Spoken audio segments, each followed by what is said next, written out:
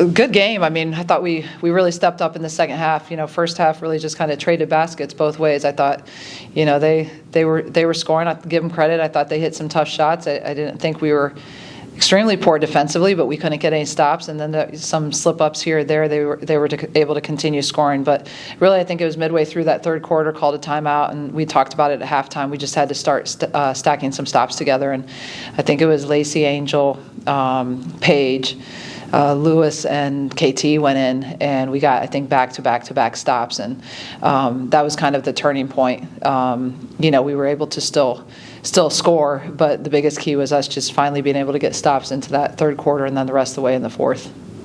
Yeah, Coach, looking at the box score here, I mean, both of you guys were shooting a very high caliber for the first three quarters. They had 57, 47, 63 in the third. You guys had 53, 50, and 84 in the third, and you guys finished with 57 in the fourth. In those kind of games, is it, as a coach, how do you manage that? Because it's like neither team can get a stop without somebody scoring and going on runs like crazy.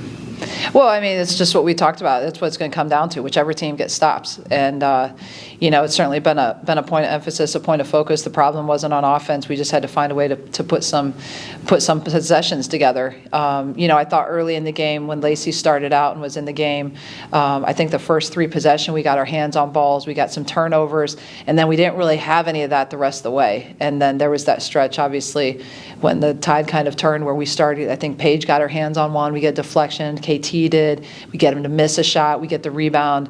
So I think some of those possessions were critical, and we just started to put them together back to back to build our lead. So, I think we were efficient offensively, but there's a lot of teams in this league that can score. So we've got to find a way to score, but we've got to be able to limit teams as well. Yeah, the final box score says you played a team that's under 500 by 5 games. The first half was competitive. I guess, what do you contribute to that third quarter? I mean, you shot 84.6%. You guys made 11 of 13 shot and all 3 3-pointers. I mean, was it like win one for the giver speech, or just they did what you guys had talked about in scouting and practice? Yeah, I think they certainly did what we had talked about, scouting-wise. I think you have to give them credit. They were on fire in the first half. They came in, they stepped up, and they hit shots. They were shooting 52%, I think, at halftime. They averaged about 38%, so, they were shooting a little bit better than was probably typical. You have to give them credit for stepping up and knocking shots down. I thought we needed to have a little bit more pressure on and make things a little bit more difficult. And we were able to do that. We were able to do that a little bit more, like I said, once it hit the third quarter and on. So thank goodness we were efficient offensively tonight, because if we had struggled, it might have been a different tale. Yeah, looking at the box score here, you had 3 stars in double figures, Jake with 15, Lacey with 14, Kira with 13, then you got 10 from Kennedy, of course 12 from Cayman, which Tom Ladd said was kind of the Cayman-Beckmeyer breakout game, right? Mm-hmm. Can you just talk about how truly important to a team it is to have a solid second unit to come in and be able to keep up the energy and help sustain those runs when you're starting to go out? Oh, it's huge for us, especially in the first half. Lacey gets 2 fouls quickly, Paige gets 2 fouls quickly. Hasn't really happened this year. With those two, we've had to manage foul trouble with the post players and maybe manage with one kid, in foul trouble with a guard. But especially, Lacey hasn't been in foul trouble in the first half. And then you have your veteran like Paige. And so for us to have Cayman and Tasha came in and just played huge minutes for us. I thought they were outstanding, and credit goes to them. They've been doing better and better in practice. Obviously, they got valuable minutes in our last game against Evansville. So, I think they were able to build on that confidence and experience from Evansville and carry that over tonight when they got the opportunity. But that was huge for us. That's really a difference in the ball game. All right, so you guys are now 6-1 in the conference. 3 wins, you've scored 89, 90, and 94 points. 2 wins by 1 possession each. And now you get to go run the gauntlet, right? 3 road contests. Belmont, Murray State, top of the heap there with you guys. So how do you look at this game and say to your team, okay, the next challenge probably will be a little more rigorous, but we're going to be ready to field it? Yeah, I mean, this is a huge road trip coming up. I always say they don't get any easier, and this is going to be, a huge weekend for us coming up. But you feel like that every weekend. Every game is just as important as the next.